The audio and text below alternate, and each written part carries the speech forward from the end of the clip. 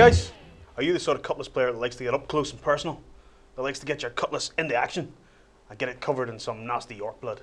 If it is, then you want to know about melee weapons.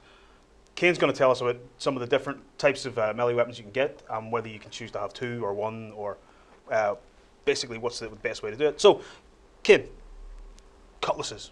Let's start at the beginning. Let's start the basics, Cutlass. Okay, so Cutlass, you can have 1 or 2 of them. Okay. And they're going to give you a bonus damage dice.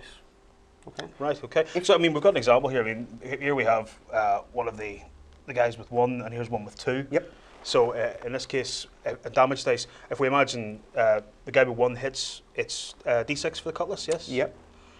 So, he rolls 1d6 then for damage. However, if it's the guy with 2, he gets to roll 2d6. For the combat, yeah. So if I've got an extra weapon, I'm going to be armor 2. Ah, right. I get extra combat dice. Okay. What a Cutlass itself does is it gives you a bonus dice when you're rolling for damage. If you get that from, obviously you've got to hit them first. Right. Okay. So you're rolling. If you get 2 Cutlasses, then you're rolling 2 dice to attack. Yep. And if you hit, you get 2 dice as well. Yeah. And pick the highest all the time. So that's pretty effective, actually, as a loadout for a melee type character. Totally. There's other things you could use. A dagger, for instance. Dagger's slightly different. A dagger gives you a bonus combat dice in itself. So if you're equipped with 2 daggers, you've got a bonus dice for having 2 weapons, and you get a bonus dice for having the dagger. Right, so you're going to get 3 combat dice when you go in. Right. You could, if you want to, perhaps have a Cutlass and a dagger. So you've got that option of choosing one or the other. Right. So you could perhaps, if I'm attacking, well, maybe I want to use the dagger and get an extra dice. Or maybe I want to use the Cutlass, so I get the bonus dice for the damage. So I've got, it gives me a little more. It gives you the option then of doing more damage or being more accurate. You get the bonus dice for having the extra weapon, but you've got to choose which individual weapon bonus you're going to choose in the combat. Ah, right. So you've got to decide which one. Cutlass and dagger is a nice option for flexibility. Yeah, and then of course we have axes as well. Yep. Axes and hammers. Do they come into the same category as the hammers? Are slightly different. Right. Okay, but we've got one guy. We've got an orc here. He's got a smaller, a battle axe of some sort, and that's a great axe. The other guy over there has. Axes are just more damage, aren't they? Yeah. And generally, you can't parry with them. Yeah, axes you can't parry with, but give you a bonus level on your damage. Right. Okay. So it's going to obviously it's going to give you that little bit extra, bigger dice to roll, more chance to kill them. The great axe is 2-handed. You can't parry, can't use anything with it, so you're not going to get ranged attacks with it. However, it's very powerful. It gives you a bonus damage dice and a bonus level.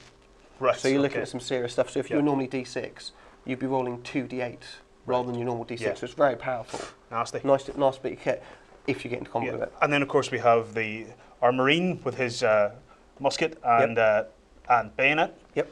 Now, we've seen them in action before when we were playing some of our earlier games, and they're reasonably nasty. But tell us about it then. Well, what the bayonet does is it gives you, because you're sort of, imagine you're kind of holding it at bay, you've got a longer weapon. It's 2-handed, so you can't have 2 weapons. However, it gives you a bonus level on your combat. Right. So a Royal Marine is D6, normally he'd be a D8. If you were to give it to a Royal Marine officer, he'd be D10 in combat. So it gives you that little bit extra. So obviously it works well with the bayonet bind together. Yeah, I mean, earlier on when we were having a bit of a mess about with some of the games, I mean, these Marines with their a volley of fire and then just charging in with the bayonets is pretty nasty. Yeah, you know, so I mean, it's again, if you have a look at some of the factions, and you'll see some of our faction videos that we've done.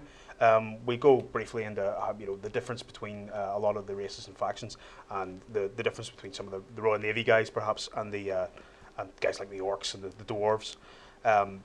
Basically, what we're saying is some of these loadouts are going to suit the more close combat orientated guys a lot more than the more ranged type guys. I mean, in the case, I hate to keep coming back to them, but they're nasty.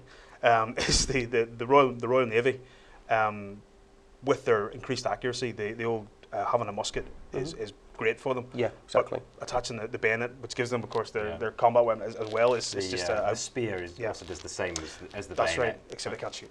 Yeah, for if you just want a combat weapon. Okay. And so the spear against another spear or bayonet cancels each other out. All right, okay. And then of course you get the spear and hammers that we briefly touched on. Yeah. They knock people back, or potentially you get knocked back with a hammer. Which, when you get to some more advanced rules, when you're looking at sort of climbing scenery and things like that, you could potentially knock people off scenery with your hammer.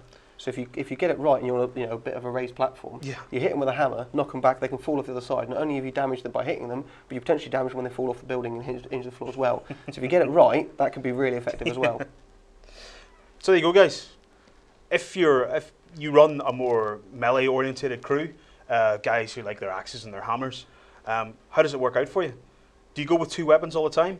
Do you go with a mixture? Do you go with the axe and a cutlass or something, or the dagger and cutlass? What way do you do it? Why don't you drop us some comments below and tell us what you think?